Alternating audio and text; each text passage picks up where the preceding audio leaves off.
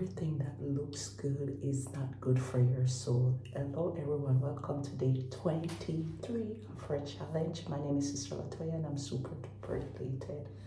You have decided to embark on this journey. Let's self be crucified. Lord, I pray for the spirit of wisdom and revelation and knowledge of you. In Jesus' name, I pray. Amen.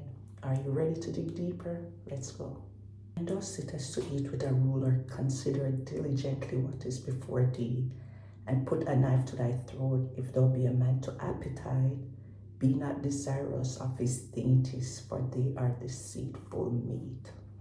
This chapter begins highlighting the importance of vigilance in settings of influence and power. Instead of blindly indulging in the privilege of dining with a prominent figure, this passage reminds believer that caution and discernment are essential qualities of a wise heart. This verse encourages a posture of self-restraint as one's action under the gaze of those in authority and carries significant consequence. An example of this can be found in Daniel 1. 2, this verse delves deep into the concept of self-control. The vivid image emphasizes the necessity to curb one's desire when faced with abundance. If indulgence is left unchecked, it can quickly become the master of a person's will, leading to compromise, judgment, or loss of integrity. And Paul in 1 Corinthians 9 verse 27 remind us, but I keep under my body and bring it into subjection, lest that by any means, when I have preached to others, I myself become a castaway.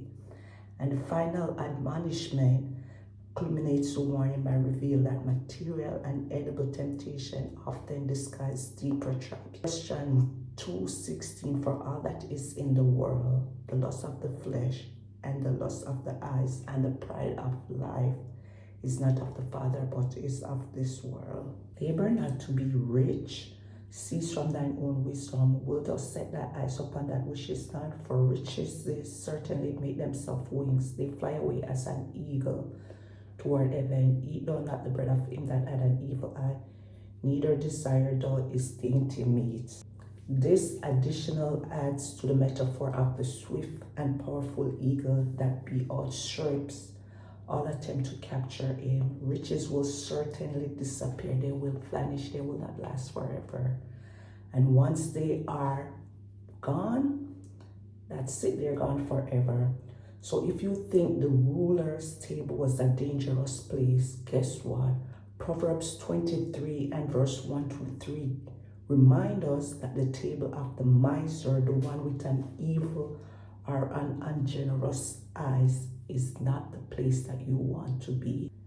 For as he thinketh in his lap, in his heart, so is he. Eat and drink, said he to thee, but his heart is not with thee.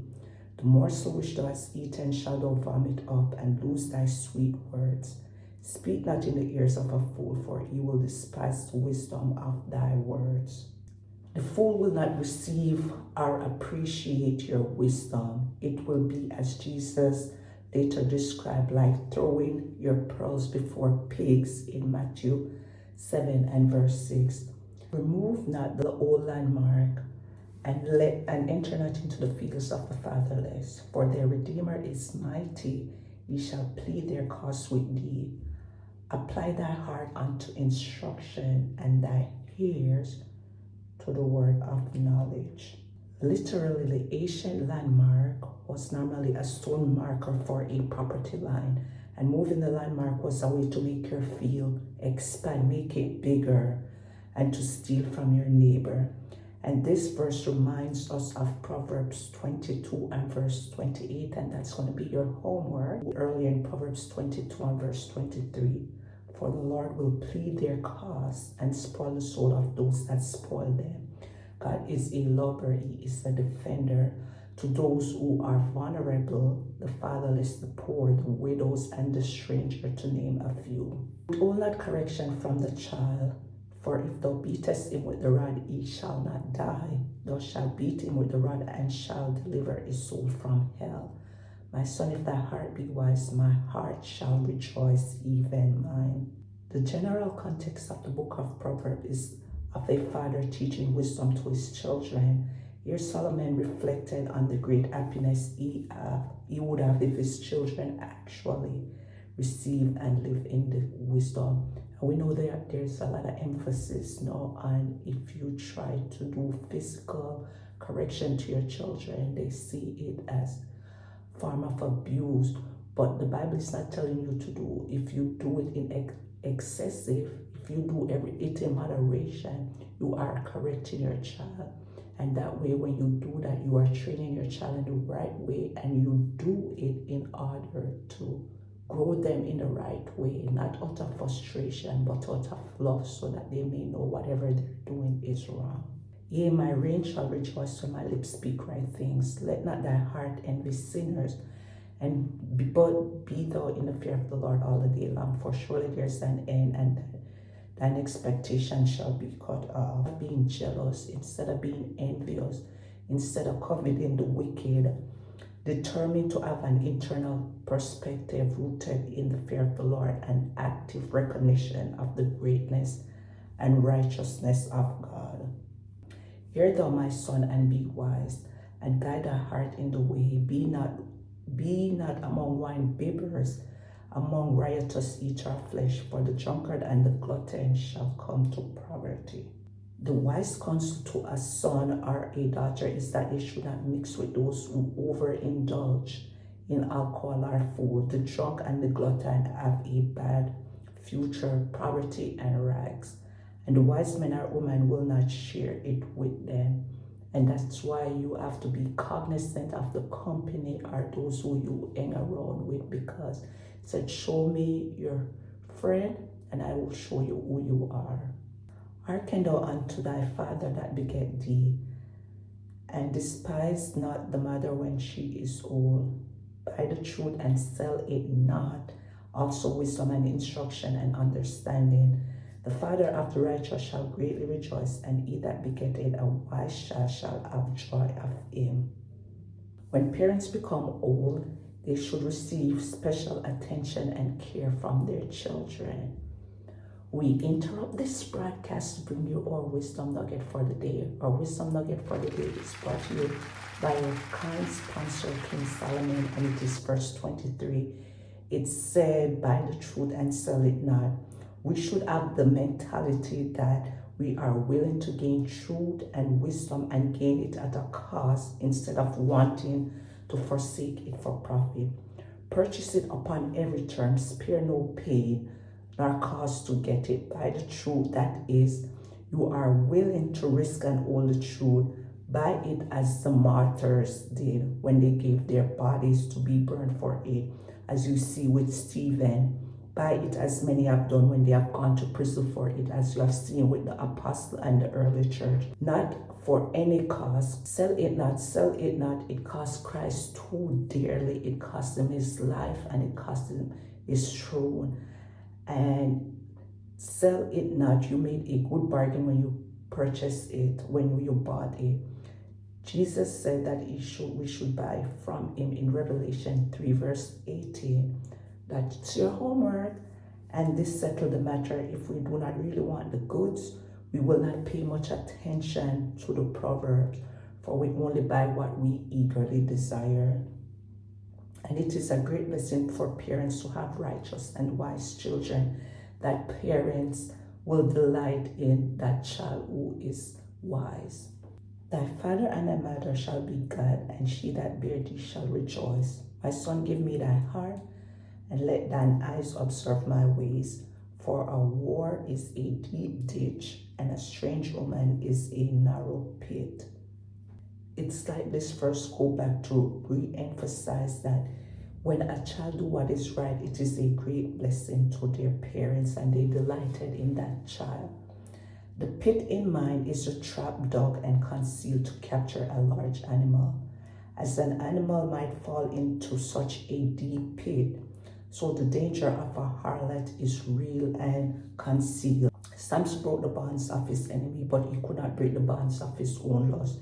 He choked the lion but he could not choke his own wanton love. And because of that, we see that he could succumb to Delilah, deception, betrayal. A well is a source of satisfying water, and the sexual relationship of a husband and wife is described as good water from a well. And Proverbs 5:15 remind us to drink water from your own cistern. Here the idea of a well that doesn't satisfy. The seductress offer great satisfaction, but immediately doesn't deliver, lacking the true intimacy and trust that build a satisfying sexual experience. She also lied in wait as for prey and increased the transgressor among men.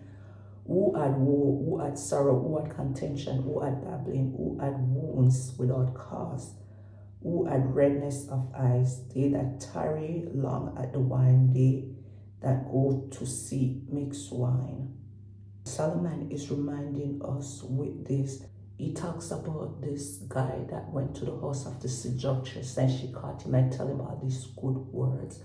But then her horse lead to the way of death, and it said that many strong men were cast down because of her. Look not thou upon the wine when it is red, when it giveth its color in the cup, when it moveth itself aright. At last it biteth like a serpent, and stingeth like an adder. Thine eye